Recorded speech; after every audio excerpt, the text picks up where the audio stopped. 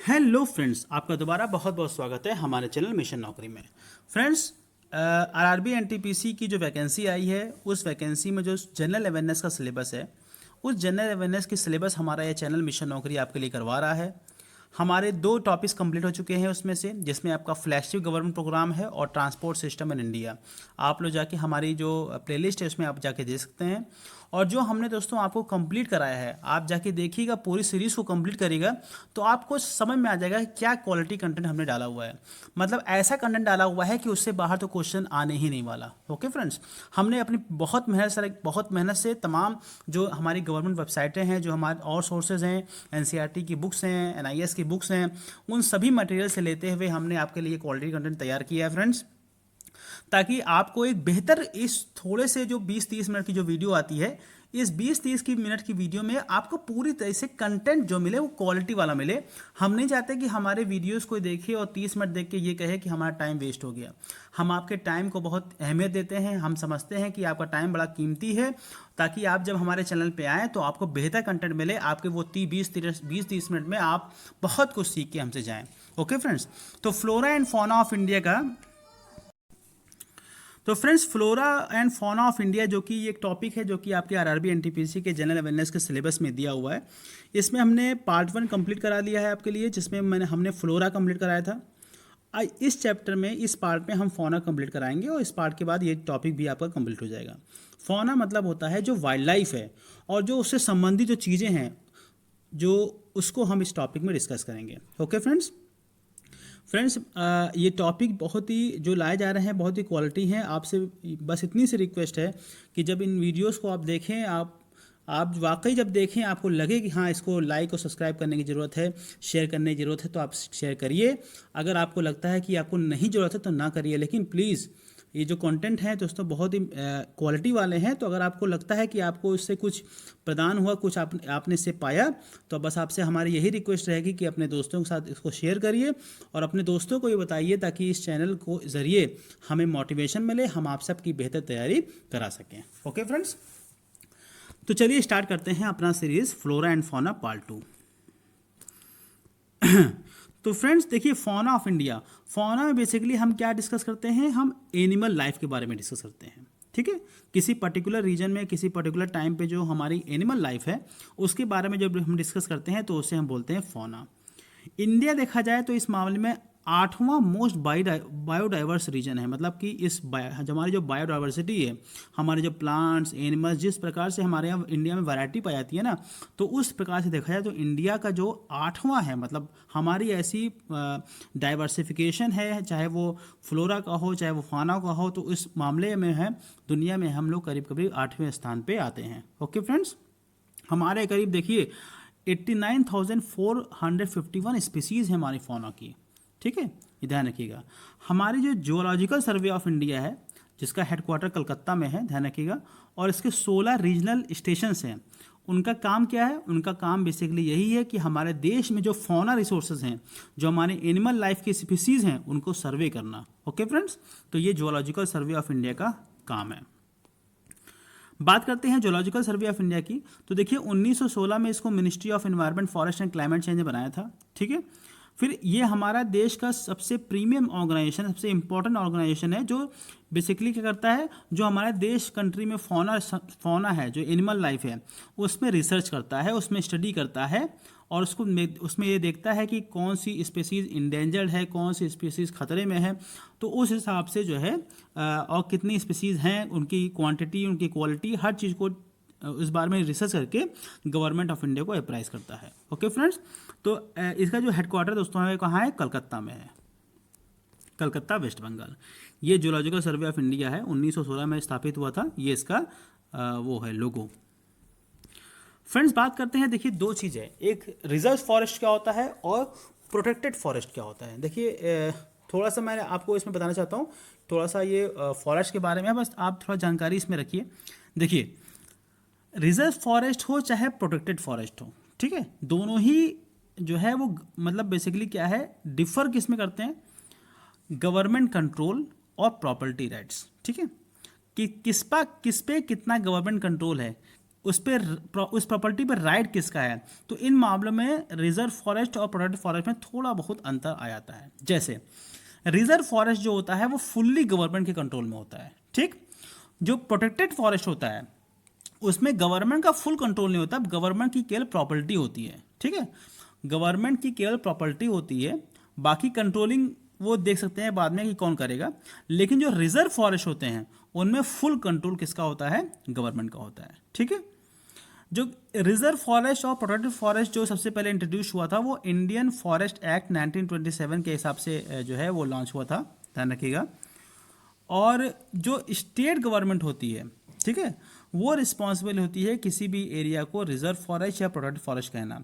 लेकिन जो लैंड की जो ओनरशिप होती है, मालिकाना हक होता है, वो सेंट्रल गवर्नमेंट का होता है। जैसे मान ली कोई इलाका है, उस इलाके को हमें रिजर्व करना है कि प्रोटेक्ट करना है, ये डिसाइड करेगी स्टेट गवर्नमेंट।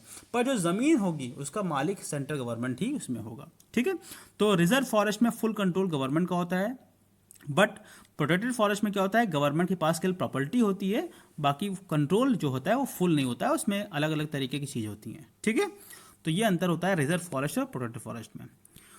और देख लेते हैं दोस्तों, देखिए जैसे रिजर्व फॉरेस्ट है, इसको आप नेशनल पार्क या वाइल्ड लाइफ सेंचुरी में कन्वर्ट नहीं कर सकते, ठीक, ये ध्यान रखिएगा। दूसरी चीज़, जैसे वहाँ पे जानवरों को चराना, जानवरों का शिकार करना, ये हर तरीके से बिल्कुल प्रोहिबिटेड होता है, ठीक है, मना होता है।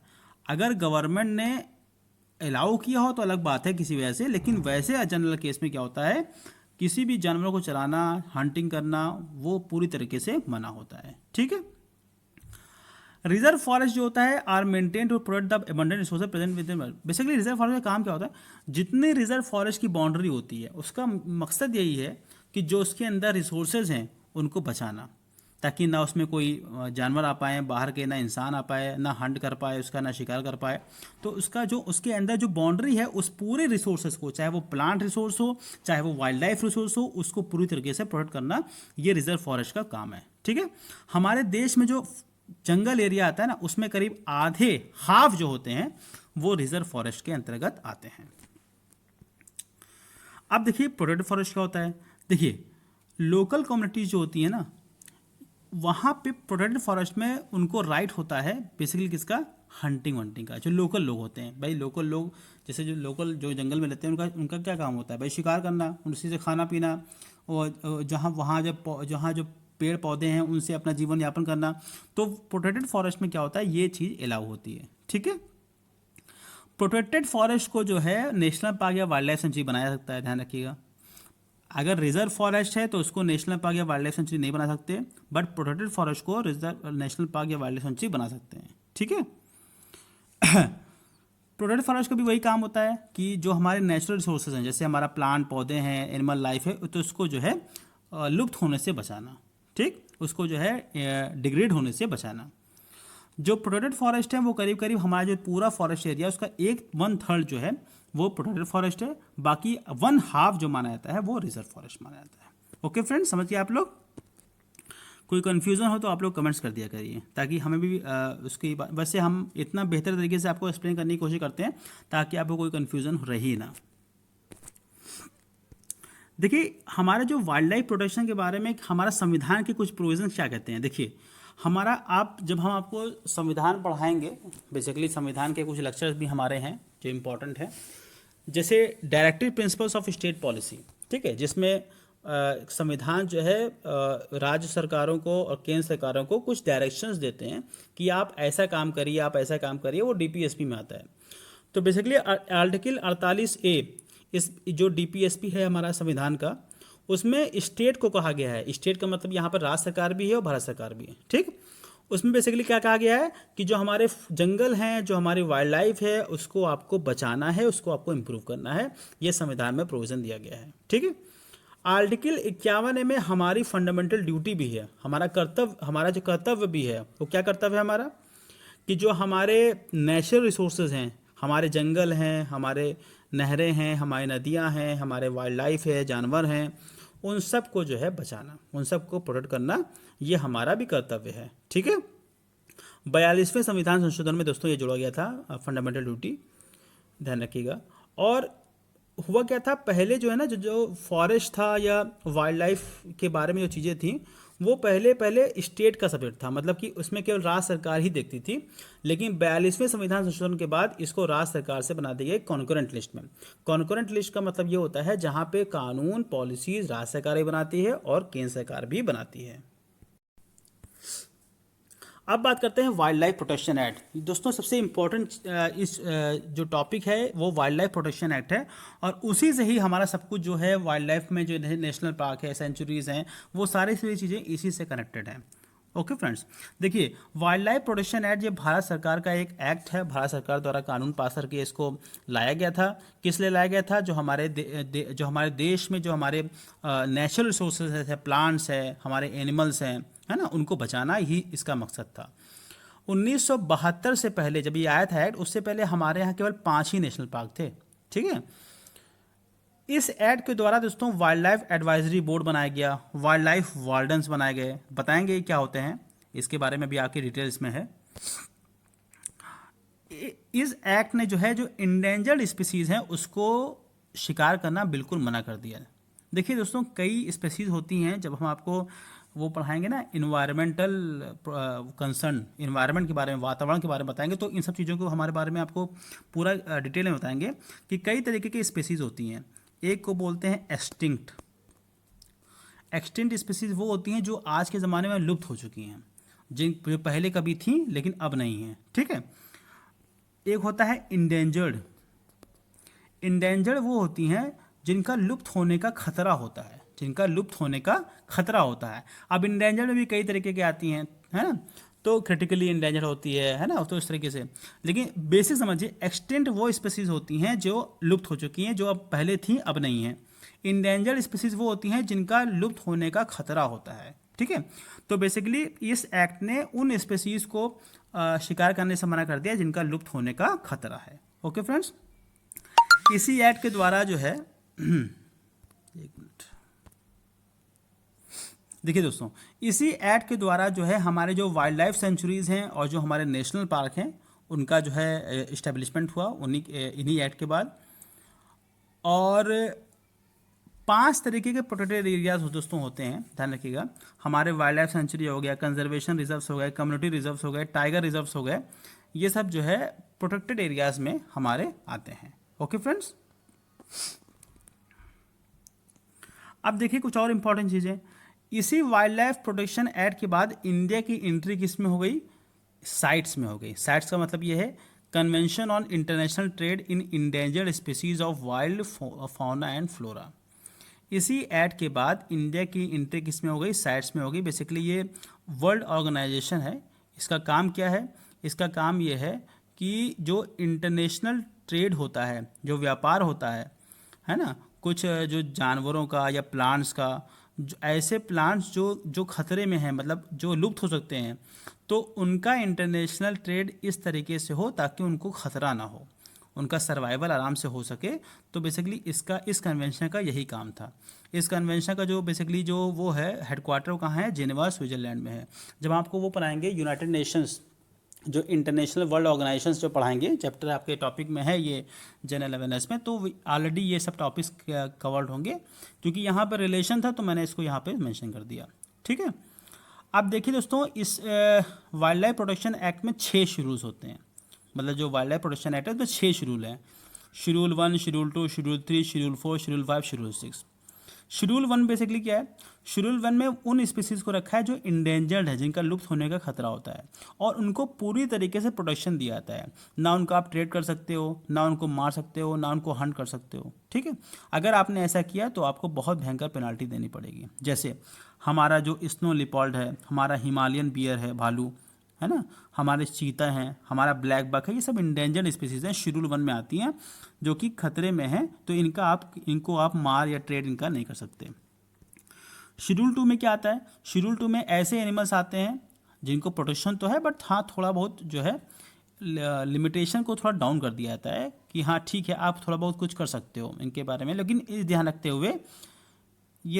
हुए कि जो कहने का मतलब ये है, उन एनिमल्स को रखा गया है जिनका आप मतलब मतलब थोड़ा सा रिलैक्सेशन दे दिया गया है कि आप ठीक है, आप कुछ तो व्यापार कर सकते हो, उसमें आपको थोड़ा पनिशमेंट का जो क्लॉज है उसको थोड़ा ढीला कर दिया गया है।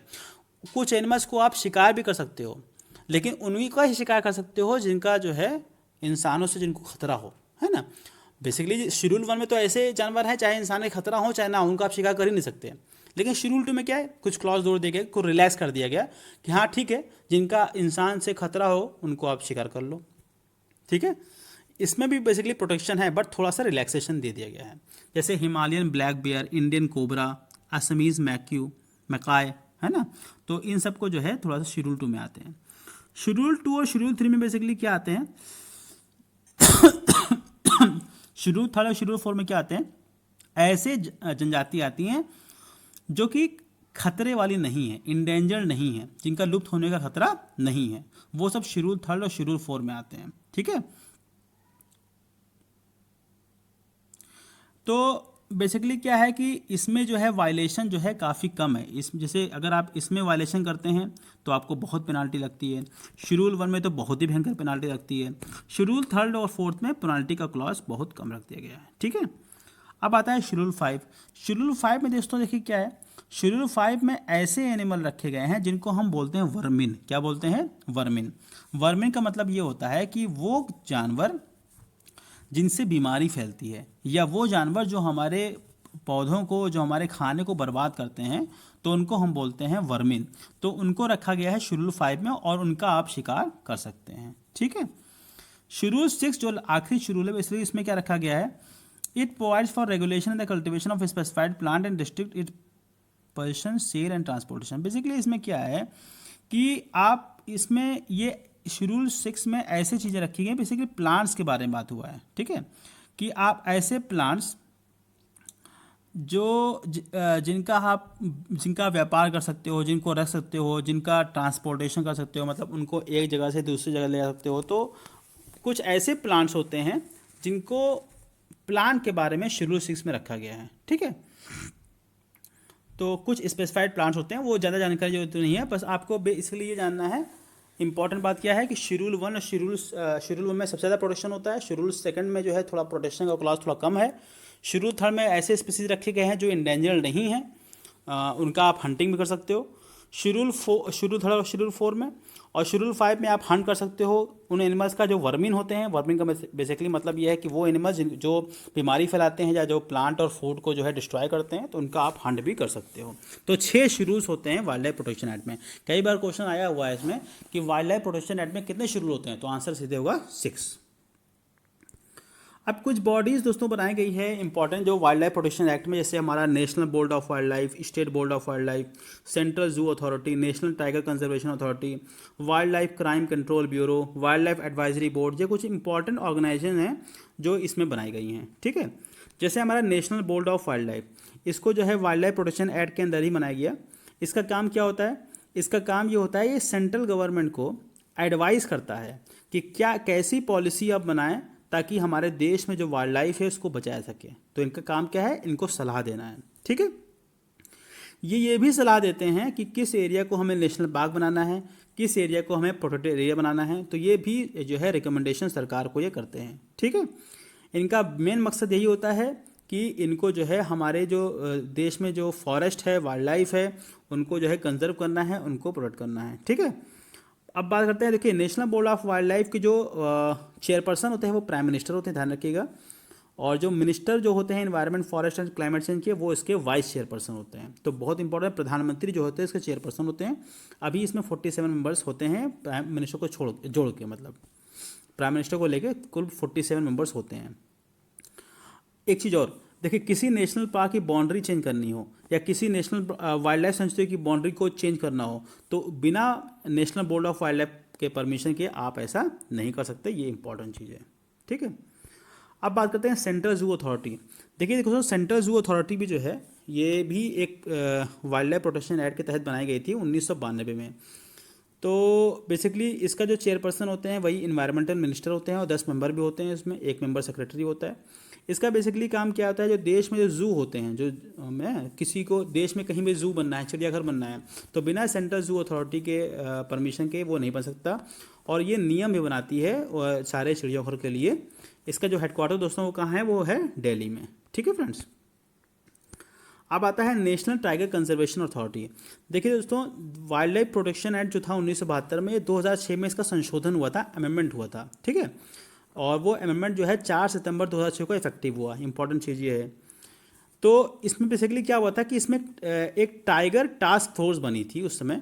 तो उस टाइगर टास्क फोर्स ने कहा था कि एक नेशनल टाइगर कंजर्वेशन अथॉरिटी होनी चाहिए, जो हमारे देश में जो टाइगर को बचाना है, बताइए टाइगर जो है हमारे देश में, जो बेसिकली हमारे जैसे रॉयल बंगाल टाइगर वगैरह हैं, वो एंडेमिक काफ़ी हैं, वो यहीं पाए जाते हैं। तो उन सबको जो है बचाने का मकसद था, जिसकी वजह से आप जानते होंगे ना, टाइगर वो आया था, प्रोजेक्ट टाइगर आया था। तो प्रोजेक्ट टाइगर के तहत जो है एक नेशनल टाइगर कंजर्वेशन अथॉरिटी बनाने की भी बात हुई थी। तो 1973 में क्या हुआ, गवर्नमेंट ऑफ इंडिया ने वर्ल्ड वाइड फंड, जो बेसिकली ये नेशनल एनिमल फंड होता है, जो हमारी दुनिया में जो भी ऐसी चीज़ें होती हैं एनिमल्स को बचाने वाली चीज़ें, उसमें वर्ल्ड वाइड फंड जो है वो फंडिंग करता है। तो 1973 में गवर्नमेंट ऑफ इंडिया ने वर्ल्ड वाइड फंड के साथ एक कोलैबोरेशन किया, और कोलैबोरेशन करने के बाद क्या हुआ, एक प्रोजेक्ट टाइगर बनाया कि हम एक प्रोजेक्ट टाइगर ला रहे हैं जिसमें हम टाइगर को बचाएंगे। ये एक सेंट्रली स्पॉन्सर्ड स्कीम थी ministry of environment, forest and climate change की। इसमें बेसिकली क्या काम था कि जो हमारे जहाँ पर ऐसे राज्य जहाँ पर टाइगर्स पाए जाते हैं, तो वहाँ पे उनको फंड प्रोवाइड करना, ताकि वो लोग वहाँ पे जो टाइगर हैं उनको बचा सकें, ताकि वो लुप्त ना हो। ठीक है, तो उसी के तहत नेशनल टाइगर कंजर्वेशन अथॉरिटी बनाई गई 2006 में, जो संशोधन हुआ वाइल्ड लाइफ अमेंडमेंट एक्ट का। तो इसको इम्प्लीमेंट करने के लिए बेसिकली जो टाइगर प्रोजेक्ट टाइगर था, इसको बेहतर तरीके से इम्प्लीमेंट करने के लिए नेशनल टाइगर कंजर्वेशन अथॉरिटी बनाई गई। ठीक है, और इसके जो चेयरपर्सन होते हैं वो कौन होते हैं, minister of environment and forest जो है वो इसके चेयरपर्सन भी होते हैं। ये wild life crime control bureau, देखिए दोस्तों, ये भी जो है जो वाइल्ड लाइफ प्रोटेक्शन एक्ट था, वाइल्ड लाइफ 1906 में जो संशोधन हुआ था, तो उसके तहत wild life crime control bureau बनाया गया। इसका काम क्या था कि जो हमारे कुछ जगह जानते हैं ना, जैसे अब कानून बन गया कि शेड्यूल 1 में ऐसे जानवर होंगे जिनका आप शिकार नहीं कर सकते, लेकिन किसी ने मान लिया शिकार कर दिया उनका, तो उनको बेसिकली उनको पकड़ना, तो उसके लिए wild life crime control bureau बनाया गया। इसका जो हेडक्वार्टर है वो न्यू दिल्ली में है, उसके 5 रीजनल ऑफिसर्स भी हैं, दिल्ली, कलकत्ता, मुंबई, चेन्नई और भोपाल में। इसका बेसिकली मतलब ये था कि कहीं भी ऐसा वाइल्ड लाइफ क्राइम हो रहा है, तो जो राज्य सरकार है, जो वहाँ की एजेंसीज हैं, उनको तुरंत ही इन्फॉर्म करना, ताकि वो उस पर एक्शन लें। ओके फ्रेंड्स, अब आता है वाइल्ड लाइफ एडवाइजरी बोर्ड। देखिए, वाइल्ड लाइफ एडवाइजरी बोर्ड भी जो है, इसको जो है वहाँ राज्य सरकार बनाती हैं, जो राज्य सरकारें हैं वो वाइल्ड लाइफ एडवाइजरी बोर्ड जो है स्टेट्स बना सकते हैं। तो जो हमारा वाइल्ड लाइफ प्रोटेक्शन एक्ट था 1972, उसमें ये कहा गया कि हर स्टेट गवर्नमेंट को बेसिकली एक वाइल्ड लाइफ एडवाइजरी बोर्ड बनाना पड़ेगा, जिसके जो चेयरपर्सन होंगे वो कौन होंगे, जो वहाँ के जो मिनिस्टर होंगे फॉरेस्ट के, वो उसके चेयरपर्सन होंगे। अगर ऐसे कोई मिनिस्टर नहीं है, तो जो चीफ सेक्रेटरी होता है स्टेट का, वही इस जो है पोस्ट का जो है चेयरपर्सन, वो इस वाइल्ड लाइफ एडवाइजरी बोर्ड का चेयरमैन होगा। ओके फ्रेंड्स, ये ध्यान रखिएगा। अब फ्रेंड्स बात करते हैं नेशनल पार्क की। नेशनल पार्क क्या होते हैं, देखिए यही जो वाइल्ड लाइफ प्रोटेक्शन एक्ट था, इसके तहत नेशनल पार्क बनाए गए। अब नेशनल पार्क का काम क्या होता है, देखिए नेशनल पार्क का काम ये होता है कि हमारा जो एनवायरनमेंट है उसको प्रोटेक्ट करना। ठीक, नेशनल पार्क को सेंट्रल गवर्नमेंट भी डिक्लेयर कर सकता है, स्टेट गवर्नमेंट भी डिक्लेयर कर सकती है, लेकिन नेशनल पार्क की बाउंड्री को बिना जो राज्य सरकार का जो राज्य विधानसभा होती है उसके द्वारा बिना रेजोल्यूशन पास किए आप नेशनल पार्क की बाउंड्री को चेंज नहीं कर सकते। नेशनल पार्क की जो बाउंड्रीज होती हैं वो फिक्स होती हैं, डिफाइंड होती हैं। नेशनल पार्क में जानवरों की चराई नहीं अलाउ होती है। ठीक है, कोई भी ह्यूमन एक्टिविटी नेशनल पार्क में अलाउ नहीं होती है, और नेशनल पार्क को आप डाउनग्रेड करके उनको निचले स्तर पर करके सेंचुरी नहीं बना सकते, ये ध्यान रखिएगा। सबसे पहला जो नेशनल पार्क था वो कौन सा था, 1936 में जिम कॉर्बेट नेशनल पार्क बना था उत्तराखंड में। कुछ और इंपॉर्टेंट फैक्ट देख लेते हैं नेशनल पार्क के बारे में। अभी जो नंबर ऑफ नेशनल पार्क में 106 हैं। इंडिया का पहला नेशनल पार्क 1936 में जिम कॉर्बेट बना था। सबसे ज़्यादा नेशनल पार्क किस राज्य में है, तो मध्य प्रदेश में है 12, उसके बाद अंडमान निकोबार में 9 और फिर आसाम में 7। सबसे बड़ा नेशनल पार्क दोस्तों वो है हेमिस नेशनल पार्क लद्दाख में। सबसे छोटा नेशनल पार्क दोस्तों अंडमान निकोबार में है साउथ बटन नेशनल पार्क। और जो अभी हाल ही में सबसे नया नेशनल पार्क बना है वो बना है कूनो नेशनल पार्क मध्य प्रदेश में, और ये पहली चीता सेंचुरी भी है, ध्यान रखिएगा। फ्रेंड्स बात कर लेते हैं हम लोग कुछ इंपॉर्टेंट नेशनल पार्क की। देखिए दोस्तों इसमें सब नेशनल पार्क का आपको ध्यान रखना है, कुछ इंपॉर्टेंट नेशनल पार्क है मैं आपको बताता हूँ, उनको बस आप ध्यान रख लीजिए, बाकी सब ठीक रहेगा, ठीक है। तो देखिए जैसे साउथ बटन नेशनल पार्क है, क्या है, साउथ बटन नेशनल पार्क, ये सबसे स्मॉलेस्ट नेशनल पार्क है। सैडल पीक नेशनल पार्क, ये आपका जो है अंडमान निकोबार में पड़ता है फ्रेंड्स।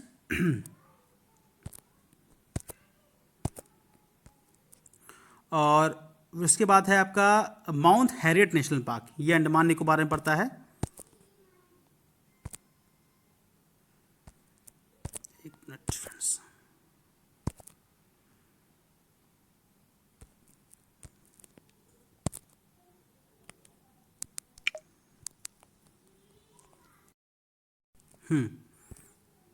देखिए इसमें आपका हो गया साउथ बटन नेशनल पार्क, और फिर हो गया सैडल पीक नेशनल पार्क, और एक है इंपॉर्टेंट नेशनल पार्क, ये आपका है माउंट हैरियट नेशनल पार्क। ये सब अंडमान निकोबार में पड़ता है।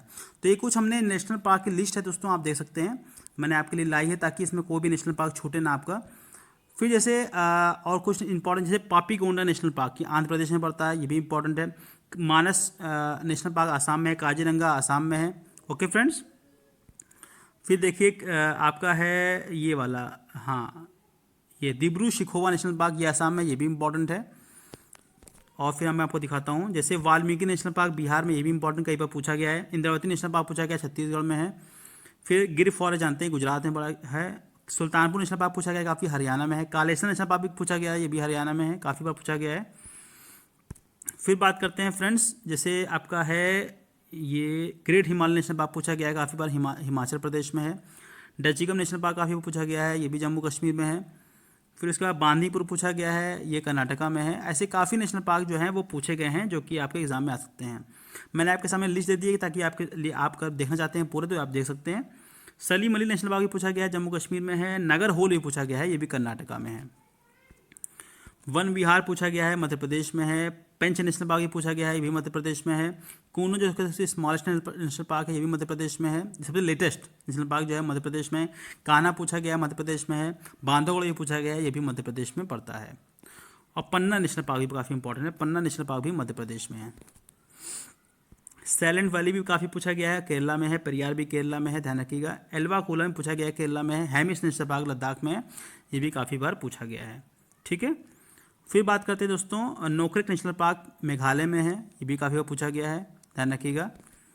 फिर बात करते हैं हम लोग, जो इसमें इंपॉर्टेंट है वो डेजर्ट नेशनल पार्क राजस्थान में है। कंचनजंगा नेशनल पार्क सिक्किम में है। सिमलीपाला काफ़ी बार पूछा गया है, ये भी उड़ीसा में है, पड़ता है, ठीक है ma'am. Ranthambore national park Rajasthan में है, ये भी काफ़ी बार पूछा गया है। सरिस्का टाइगर रिजर्व भी इंपॉर्टेंट है राजस्थान में। इसमें देखिए जो पूछने वाले पार्क हैं, जैसे मुदुमुलई पूछा गया तमिलनाडु में है। Indira Gandhi wild life sanctuary national park Tamil Nadu में है। मन्नार पूछा गया है, तमिलनाडु में है। उसके बाद आपका दुधवा नेशनल पार्क यूपी में है, ये भी इंपॉर्टेंट है। और इसके बाद हम जो बात करते हैं वैली ऑफ फ्लावर्स, काफ़ी बार पूछा गया, उत्तराखंड में है। Nanda Devi Uttarakhand, Jim Corbett Uttarakhand. सुंदरबन बंगाल में है। और उसके बाद जल्दपरा नेशनल पार्क, ये भी बंगाल में है। तो ये सब कुछ इंपॉर्टेंट नेशनल पार्क थे जो मैंने आपको डिस्कस किया। आप इसमें एक बार लिस्ट भी आप इसके स्क्रीनशॉट लेके दे सकते हैं। वैसे हम आपको बताना चाहते हैं कि हम आपके लिए जब ये सिलेबस खत्म हो जाएगा तो हम एक पीडीएफ जैसी बुक ले आएंगे, वो पीडीएफ वाली बुक आप सबको हम एक साथ डिलीवर कर देंगे ताकि आपकी तैयारी भी हो सके। अब फ्रेंड बात करते हैं वाइल्ड लाइफ सेंचुरी। देखिए वाइल्ड लाइफ सेंचुरी भी दोस्तों ये बनाया गया है स्टेट गवर्नमेंट द्वारा, और स्टेट गवर्नमेंट जो है किसी भी एरिया को वाइल्ड लाइफ सेंचुरी बना सकता है। और वाइल्ड लाइफ सेंचुरी की भी जो है इसको स्टेट जो राज्यसभा होती है वहाँ की, उसके द्वारा रेजोल्यूशन बना के इसकी बाउंड्री को भी आप चेंज कर सकते हैं। देखिए वाइल्ड लाइफ सेंचुरी में ह्यूमन एक्टिविटी परमिटेड होती है, नेशनल पार्क में नहीं होती। और इसकी बाउंड्री भी फिक्स नहीं होती है, लेकिन उसकी बाउंड्री नेशनल पार्क की फिक्स होती है, ध्यान रखिएगा। और जो बेसिकली जो रिसर्च करते हैं ना वो इसके अंदर जा सकते हैं आराम से और रिसर्च कर सकते हैं, ठीक है। और जो चीफ वाइल्ड लाइफ वार्डन होता है वो ग्रांट परमिशन कर सकता है कि वहाँ पे जाके कोई फोटोग्राफी भी कर सकता है रिसर्च के पर्पज़ से। तो वो चीफ वाइल्ड लाइफ वार्डन से आप परमिशन लेके आप उसमें फोटोग्राफी ले सकते हैं रिसर्च के पर्पज़ से, ठीक है। सेंचुरी को बढ़ा के नेशनल पार्क कर सकते हैं, बट नेशनल पार्क को कम करके सेंचुरी नहीं कर सकते। मानस नेशनल पार्क जो कि आसाम में सबसे पहले ये सेंचुरी थी हमारे देश की, ठीक है। अब फ्रेंड्स बात करते हैं कुछ बायोस्फीयर रिजर्व। देखिए हमने आपको पढ़ा है नेशनल पार्क और वाइल्ड लाइफ सेंचुरी, ये तो बनाया गया है वाइल्ड लाइफ प्रोटेक्शन एक्ट के द्वारा। लेकिन जो बायोस्फीयर रिजर्व है दोस्तों हैं, वो बायोस्फीयर रिजर्व बेसिकली यूनेस्को का एक प्रोग्राम आया था, उसके तहत मैन एंड बायोस्फीयर रिजर्व ये प्रोग्राम एक बनाया गया। इसका मतलब बेसिकली क्या था कि हमारे देश में जो इकोलॉजी है उसको कंजर्व कर सकें और साथ साथ जो हमारे रिसोर्सेज है उसका सस्टेनेबल यूज़ हो। सस्टेनेबल यूज़ का मतलब ये है ऐसा ना हो कि आज के समय आप यूज़ करते जाएं और अगली पीढ़ी को ना देखें। हमें जो भी इस्तेमाल करना है वो आज के साथ साथ हमें आगे की पीढ़ी को देख के इस्तेमाल करना है, उसे हम बोलते हैं सस्टेनेबल रिसोर्सेज, ठीक है। तो इसमें बेसिकली क्या था कि ह्यूमन बीइंग और जो हमारा नेचुरल लोग हैं, हमारे इंसान और जो हमारा बायोडाइवर्सिटी है वो साथ साथ अपने काम कर सकें, साथ साथ को एग्जिस्ट कर सकें और किसी को कोई जो है नुकसान ना हो, इसी बायोस्फीयर रिजर्व का ये मकसद था, ठीक है। हमें ऐसा स्पेशल इन्वायरमेंट देना है। और जो हमारे देखिए बायोस्फीयर रिजर्व में 3 जोन होते हैं, एक होता है कोर एरिया, एक होता है बफर जोन, एक होता है ट्रांजिशन जोन। देखिए इन 3 जोनों के बारे में बात करते हैं। कोर एरिया वो होता है फ्रेंड्स जहाँ पे कोई भी ह्यूमन एक्टिविटी अलाउ नहीं होती है। वहाँ पे ऐसे प्लांट्स और एनिमल्स होते हैं जो एंडेमिक होते हैं, मतलब वहीं पाए जाते हैं। अगर ह्यूमन एक्टिविटी वहाँ अलाउ होगी तो सिंपल सी बात है वहाँ पे ट्रेडिंग होने लगेगी, वहाँ पे किलिंग होने लगेगी, वहाँ पे हंटिंग होने लगेगी। तो उन सबको बचाने के लिए एक कोर एरिया रखा गया बायोस्फीयर में जहाँ पे ह्यूमन इंटरफेस नहीं हो। फिर आता है एक buffer zone. Buffer zone basically क्या होता है, बफर जोन में आप जो है जो जानवर वहाँ के लोकल होते हैं वो ग्रेजिंग कर सकते हैं, चरा सकते हैं आप। बेसिकली वो जो एरिया होता है ना वो रिसर्च के लिए होता है और एजुकेशन पढ़ाई के लिए होता है। फिर तीसरा जो जोन होता है वो ट्रांजिशन जोन होता है जहाँ पे पूरी तरीके से टूरिज्म अलाउ होता है, लोग आ सकते हैं, घूम सकते हैं, उसे बोलते हैं टूरिज्म जोन। ये देखिए फ्रेंड्स सबसे अंदर जो होता है वो कोर होता है, फिर बफर होता है, फिर ट्रांजिशन होता है, ठीक है। बेसिकली कोर में कुछ अलाउ नहीं होता, बफर में आपका रिसर्च और एजुकेशन अलाउ हो सकता है, ट्रांजिशन में पूरी तरीके से टूरिज्म अलाउ हो सकता है। देखिए इंडिया में इस समय 18 बायोस्फीयर रिजर्व हैं। उन 18 में से 12 को यूनेस्को ने माना है, यूनेस्को द्वारा रिकॉग्नाइज्ड है। सबसे पहला जो बायोस्फीयर रिजर्व था वो नीलगिरी बायोस्फीयर रिजर्व था जो कि तमिलनाडु में है 1986 में। ये जो तमिलनाडु, केरला और कर्नाटका में मिला के ये नीलगिरी बायोस्फीयर रिजर्व आता है। फ्रेंड्स हमने ये कुछ लिस्ट दी है अब बायोस्फीयर रिजर्व की, और बायोस्फीयर रिजर्व इंपॉर्टेंट है, इसको आप याद कर लीजिएगा। नेशनल पार्क तो 106 हैं, उसमें कुछ इंपॉर्टेंट है, लेकिन बायोस्फीयर रिजर्व कहाँ है ये आपको इंपॉर्टेंट है, ये आपको ध्यान रखना ज़रूरी है। जैसे नीलगिरी बायोस्फीयर रिजर्व देखिए ये कर्नाटका, तमिलनाडु, केरला में आता है। यहाँ पे कौन सी स्पीसीज सबसे इंपॉर्टेंट पाई थी वो भी मैंने लिखा हुआ है, आप पढ़ सकते हैं। इसमें टाइगर है, लैंड टेल मकाऊ है, नंदा देवी उत्तराखंड में है, नोकरेक मेघालय में, गल्फ ऑफ मन्नार तमिलनाडु में, ये सब यूनेस्को द्वारा रिकॉग्नाइज्ड हैं। फिर सुंदरबन बंगाल में है, मानस असम में है, ग्रेट निकोबार ये है अंडमान निकोबार में, सिमलीपाला उड़ीसा में है। फ्रेंड्स मानस देखिए यूनेस्को द्वारा रिकॉग्नाइज नहीं है, ठीक है, केवल 18 में से 12 ही रिकॉग्नाइज हैं। फिर दिहंग दिबंग अरुणाचल प्रदेश में है, दिब्रू शिखोवा आसाम में है, पंचमरही बायोस्फीयर रिजर्व मध्य प्रदेश में है, कंचनजुंगा सिक्किम में है। फ्रेंड्स फिर देखिए अगस्तमलई बायोस्फीयर रिजर्व केरला, तमिलनाडु और में आता है। अशनकमर और अमरकंटक ये मध्य प्रदेश छत्तीसगढ़ एरिया में आता है। ग्रेट रन ऑफ कच्छ सबसे लार्जेस्ट है, गुजरात में आता है। और कोल डिजर्ट हिमाचल प्रदेश में आता है। फ्रेंड्स शीश महल हिल ये आंध्र प्रदेश में है, और पन्ना जो है सबसे लेटेस्ट बायोस्फीयर रिजर्व है, ये मध्य प्रदेश में आता है। तो ये हमारे हैं 18 बायोस्फीयर रिजर्व, इसको आप जरूर ध्यान रखिएगा। ये काफ़ी बार पूछा गया है, ये 18 है तो इनके बारे में क्वेश्चन में आ सकता है। ये 18 का दोस्तों हमने मैप दे दिया हमारे बायोस्फीयर रिजर्व का। फ्रेंड्स ये हमारा लास्ट टॉपिक है बायोडाइवर्सिटी हॉटस्पॉट। देखिए बायोडाइवर्सिटी हॉटस्पॉट बेसिकली ये कॉन्सेप्ट जो है ना नॉर्मन मायर ने अपनी बुक में लाया था, एनवायरमेंटलिस्ट 1988 में। एक उनकी एक बुक थी एनवायरमेंटलिस्ट, उसमें एक आर्टिकल छापा था जिसमें उन्होंने बायोडाइवर्सिटी हॉटस्पॉट को डिस्कस किया था 1988 में।